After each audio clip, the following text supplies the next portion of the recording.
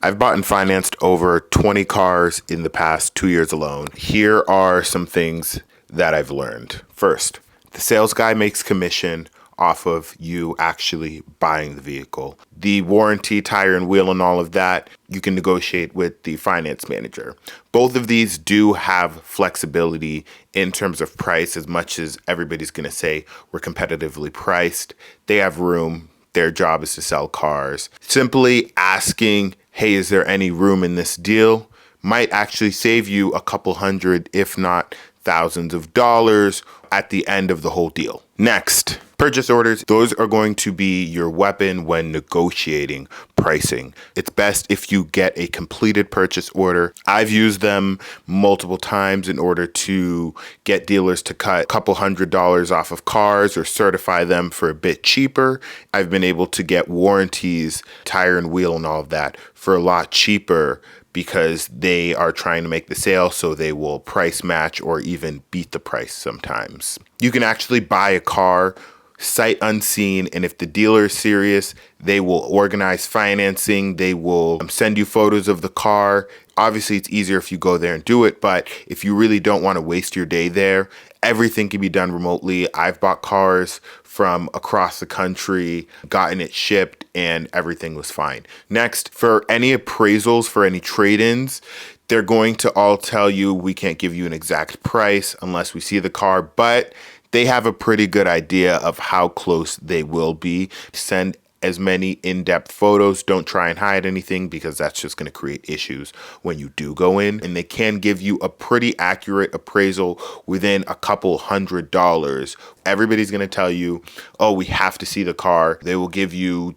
very, very close numbers without actually having put their own eyes on the car. Dealers can actually match and or beat approvals based on the rate that you get from your bank. But you only have the power to do this if you actually bring your own financing.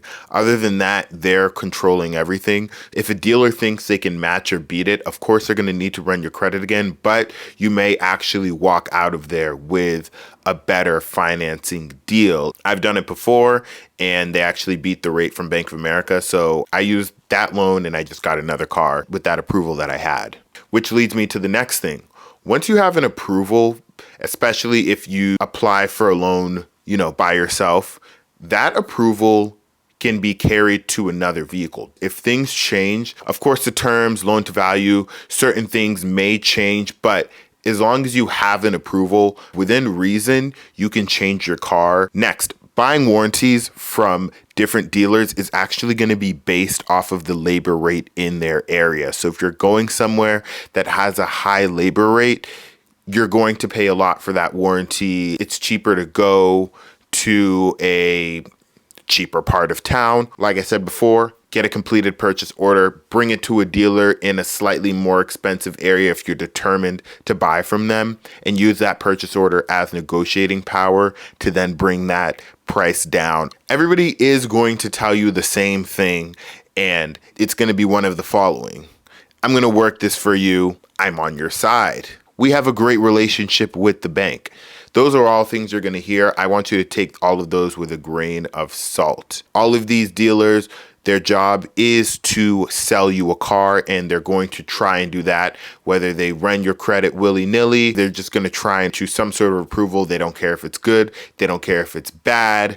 So don't just let anybody run your credit. Make sure that's the place you want to go, and don't listen to any of the hoopla. Another thing is, extended warranties can be canceled, and this is good to know because if anything happens to your car, you get into an accident, your car gets totaled, you can cancel those extended warranties. Or if your car is just really reliable and you don't think you're going to have any issues, you can cancel all of those things and you will get a check back, or it'll go back to the finance company. Another thing, this is actually Mercedes specific. Prepaid maintenance is non-refundable. Keep that in mind.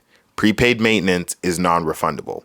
So if you buy a car today and you total it in a month and you paid for 4 years of prepaid maintenance for like $4,000, that money is lost. It's null and void. You're not getting it back. Keep that in mind when you are thinking of purchasing prepaid maintenance. For Lexus, it is refundable, but at least for Mercedes-Benz, I know specifically it is non-refundable, so just keep that in mind. And one of the last things, which I think is going to be the most useful thing here, sometimes you get through the car buying process and you may want to change cars or you find something better. This is going to be probably the best tip, which is you can take the approval. Let's say you've gone 3/4 of the way through the process and they had the car for whatever reason. You either got annoyed, they did something you didn't like, they have a comparable car. It may have more options. It may have the color combo you want. And you already got an approval from this place.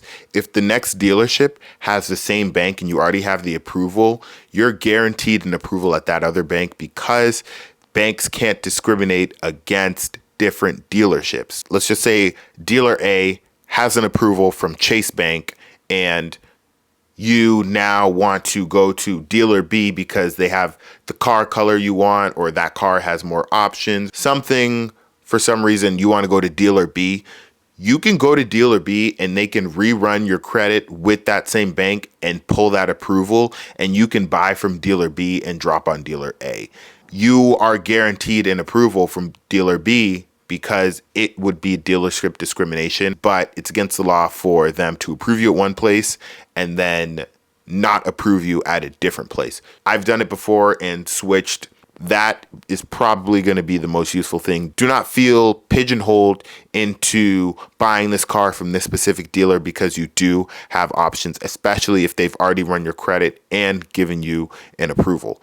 Those are things that I've learned when in this long car buying process, and I've saved thousands of dollars, and it's given me negotiating power and it's given me a little bit of flexibility. But I thought those are just some things that I would share with you guys that I've learned.